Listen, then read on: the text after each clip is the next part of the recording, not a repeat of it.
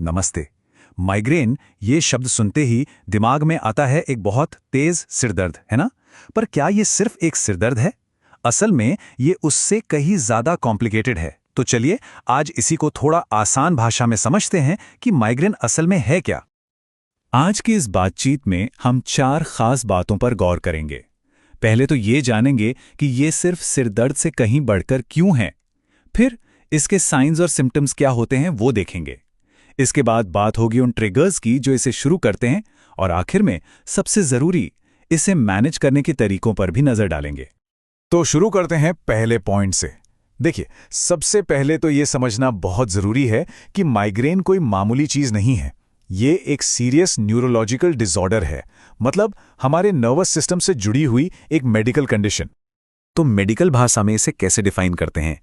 Migraine एक complex neurological disorder है। इसमें होता क्या है? एक तो बहुत तेज थ्रॉबिंग, मतलब नस फड़कने जैसा दर्द होता है। पर बात यहीं खत्म नहीं होती।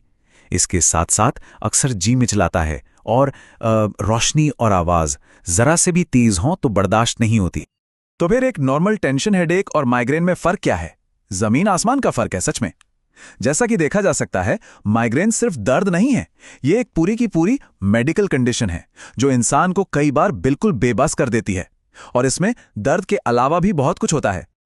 चलिए अब थोड़ा और डिटेल में जाते हैं। इसके साइंस और सिम्टम्स क्या हैं? और ये बात जाननी बहुत जरूरी है कि इसका असर सिर्फ सिर तक ही नहीं रहता, ये पूरे शरीर को इफेक्ट कर सकता है।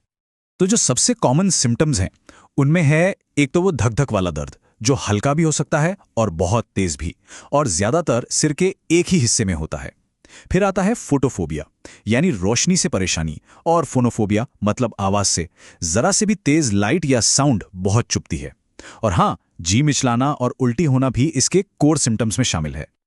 और यहाँ एक बहुत इंटरेस्टिंग चीज है। क्या आपने ऑरा के बारे में सुना है? माइग्रेन से जूझ रहे लगभग 25% लोग इसे एक्सपीरियंस करते हैं।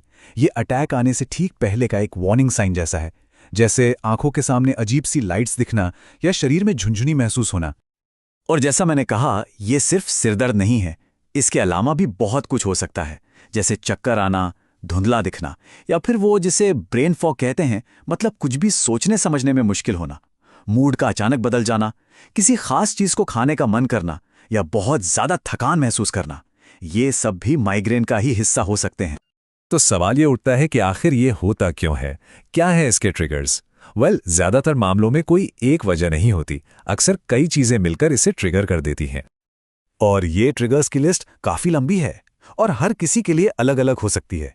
इसमें स्ट्रेस या एंजाइटी हो सकती है, नींद पूरी ना होना या ज्यादा सो लेना, पानी कम पीना या भूखे रहना, ये सब वजह हो सकती हैं।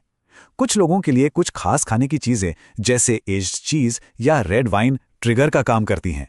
कैफीन भी एक फैक्टर हो सकता है। और हाँ, तेज खुशबू, तेज रोशनी या फिर मौसम में बदलाव भी माइग्रेन को न्योता दे सकता है। ये तो हुए बाहरी ट्रिगर्स, पर कुछ अंदरूनी बातें भी हैं जो बहुत बड़ी भूमिका निभाती हैं, जैसे कि जेनेटिक्स। अगर परिवार में किसी को है तो चांसेस बढ़ जाते हैं। और हार्मोनल चेंजेस, खासतौर पर महिलाओं में, ये भी एक बहुत बड़ा फैक्टर है। तो क्या इसका मतलब है कि जो चीज एक इंसान को ट्रिगर करती है वो सबको करेगी? बिल्कुल नहीं। इसका जवाब है अ बिग नो। माइग्रेन के ट्रिगर्स बहुत बहुत पर्सनल होते हैं। जो एक के लिए ट्रिगर है, हो सकता है दूसरे पर उसका कोई असर ही ना हो।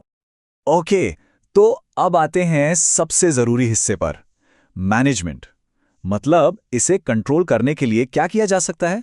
यह जानना बहुत जरूरी है कि इसे मैनेज किया जा सकता है। अगर हम दवाइयों की बात करें तो 2 तरह के ऑप्शंस होते हैं। हल्के फुल्के मामलों में over the counter pen relievers जो केमिस्ट से मिल जाती हैं, वो शायद काम कर जाएं। लेकिन जब अटैक ज्यादा सीवियर हो तो डॉक्टर की सलाह पर ली जाने वाली खास दवाइयां जैसे ट्रिप्टैन्स, उनकी जरूरत पड़ सकती है। पर दवाइयों के अलावा भी बहुत कुछ है जो किया जा सकता है। लाइफस्टाइल में छोटे छोटे बदलाव बड़ा फर्क ला सकते हैं, जैसे सोने और खाने का एक फिक्स रूटीन बनाना, दिन भर में खूब पानी पीना, रेगुलर एक्सरसाइज करना, हाँ, पर अचानक से बहुत इंटेंस वर्कआउट नहीं, और रिलैक्सेशन टेक्निक्स जैसे गहरी सांस लेने की प्रैक्टिस करना, ये सब बहुत मदद करता है। और एक चीज जो बहुत पावरफुल टूल साबित हो सकती है वो है हेडेक डायरी। ये सुनने में सिंपल लगता है, पर इससे अपने पर्सनल ट्रिगर्स को पहचानने में और ये देखने में कि कौन सा ट्रीटमेंट काम कर रहा है, बहुत ज्यादा मदद मिलती है। तो इस सारी बातचीत के बाद एक सवाल खुद से पूछने वाला है, वो कौन सा एक छोटा सा बदलाव है जिसे अपनी जिंदगी में लाके एक बड़ा फर्क पैदा किया जा सकता है?